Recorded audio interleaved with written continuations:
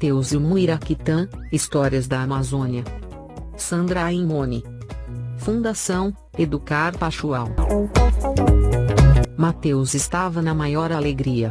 Mais uma vez seu pai Fernando, que era caminhoneiro, voltava de uma viagem que tinha durado muitos dias. Que saudade!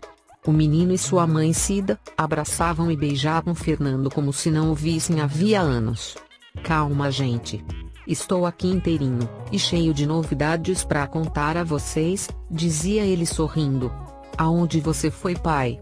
Desta vez eu fui longe de verdade, filhão. Peguei a BR-158, uma rodovia comprida, que corta o Brasil de norte a sul. Passei pelo Mato Grosso do Sul, Goiás, Mato Grosso, e cheguei até a cidade de Altamira, no Pará.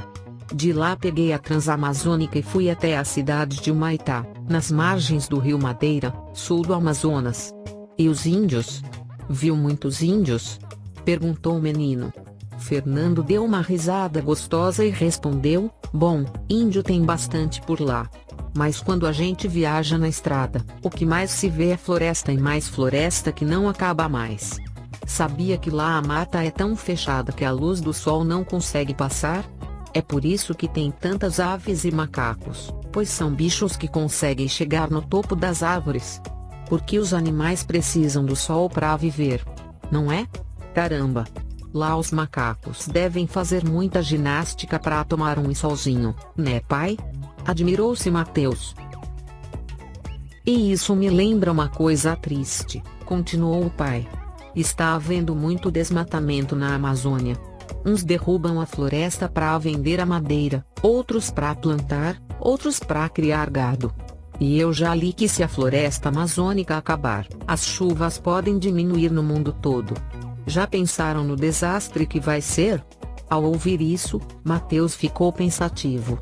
Ao ver o rostinho triste do filho, sua mãe tratou de mudar de assunto perguntando a Fernando: e o que você comeu por lá? Ah, eu quis experimentar os pratos típicos da Amazônia, de que a gente tanto ouve falar. Uma delícia!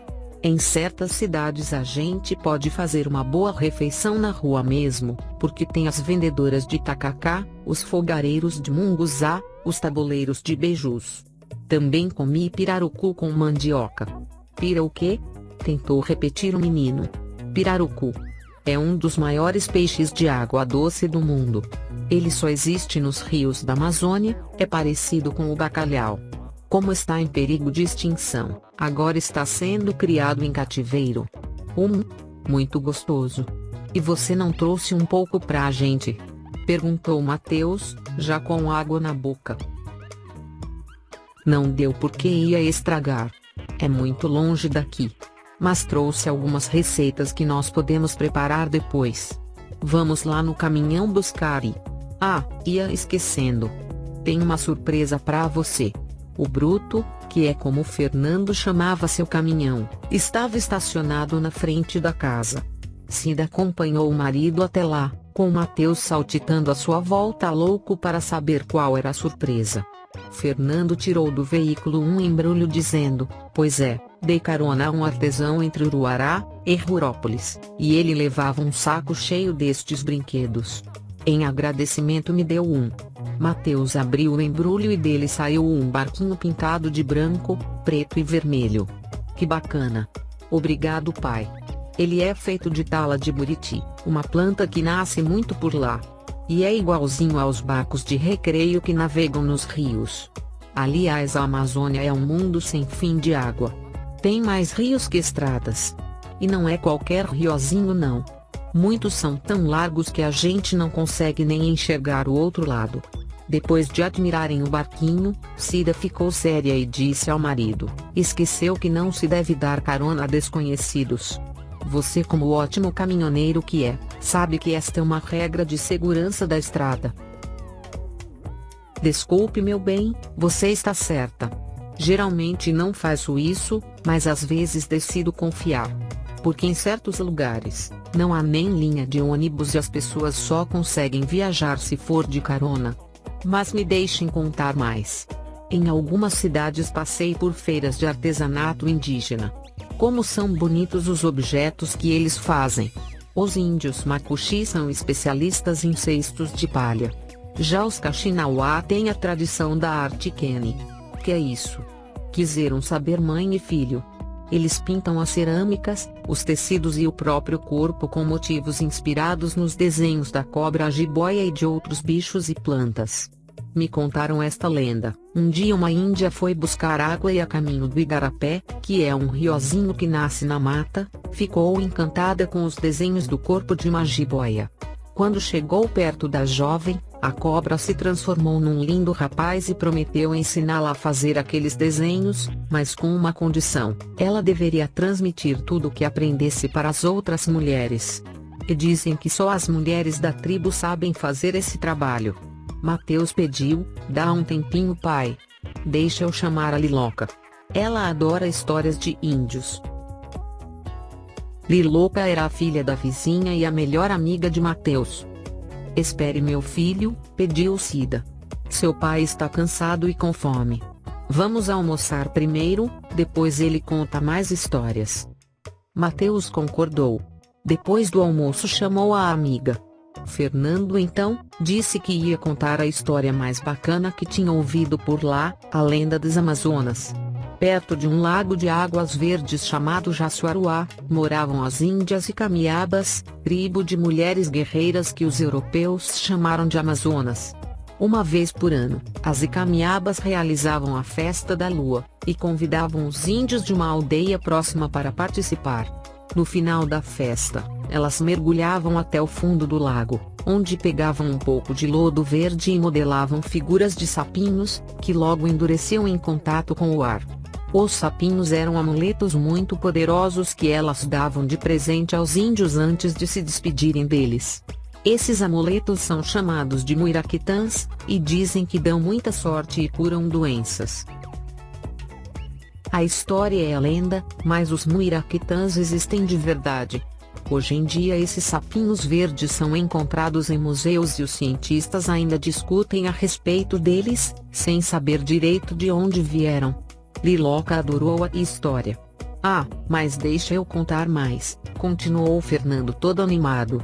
Na volta passei por Santarém e fiquei sabendo que em uma vila perto dali estava tendo uma festa muito famosa, o Sairé. É o festejo mais antigo da Amazônia. É uma mistura de religião com tradições dos índios. Tem procissão, missa, danças, shows. Dura 5 dias e muita gente vai assistir. O final é muito bacana. Acontece a disputa entre o boto tucuxi e o boto cor-de-rosa. Caramba! E eles brigam? Quis saber Mateus. É tudo brincadeira.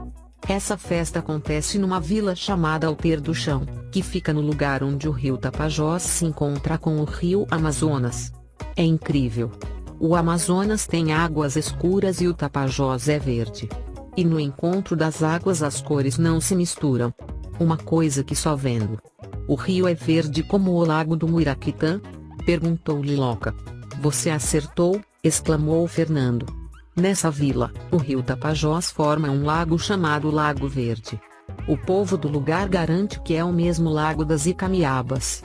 Poxa, e o senhor não mergulhou nele para ver se achava um amuleto da sorte? A conversa estava divertida, mas Cida reparou que Mateus estava muito quietinho.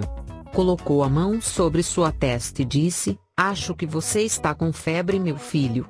Venha se deitar um pouco.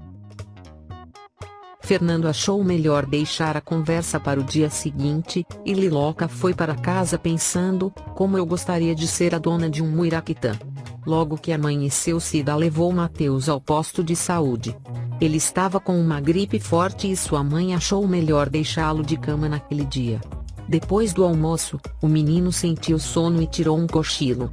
Sonhou que estava navegando com seu barquinho novo no Lago Verde das Índias Amazonas. Era noite de lua cheia.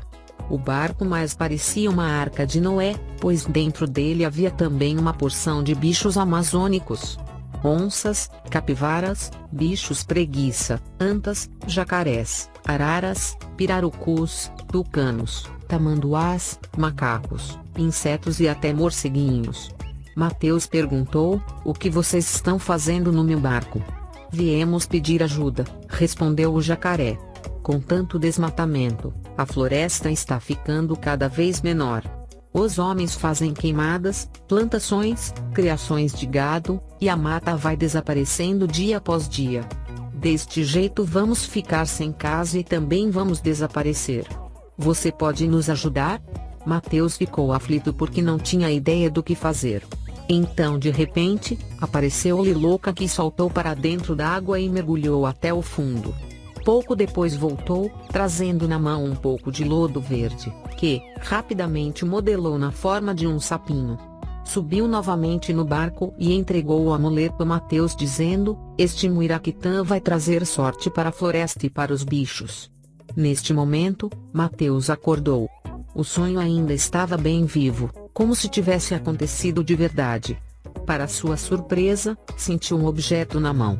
Abriu-a devagar e não acreditou no que via. Era um sapinho verde, um Muiraquitã. Sua mãe entrou no quarto acompanhada de Liloca, dizendo: "Já está melhor? Que bom que a febre baixou." "Foi um Muiraquitã que eu fiz com massinha e coloquei na sua mão", disse Liloca. "Ele ajudou a curar você." Mateus deu um sorriso. "Foi você, Liloca. Igualzinho ao meu sonho. Mas não sou eu quem precisa dele. Tem muitos que precisam bem mais do que eu." Liloca não entendeu nada. Quando a noite chegou, Mateus tomou o cuidado de dormir segurando bem firme o amuleto na mão. Logo estava navegando novamente em seu barquinho. Ultrapassou as águas verdes e entrou nas águas escuras do maior rio do mundo, o Amazonas. "É aqui", pensou. Sem pensar duas vezes, atirou o Muiraquitã bem longe na água, dizendo: "Este amuleto é para a floresta e tudo que vive nela. Dentro dele está o amor de todas as crianças do mundo." De manhã, o Muiraquitã tinha sumido de sua mão. Onde teria ido parar? Curta, inscreva-se e compartilhe o canal.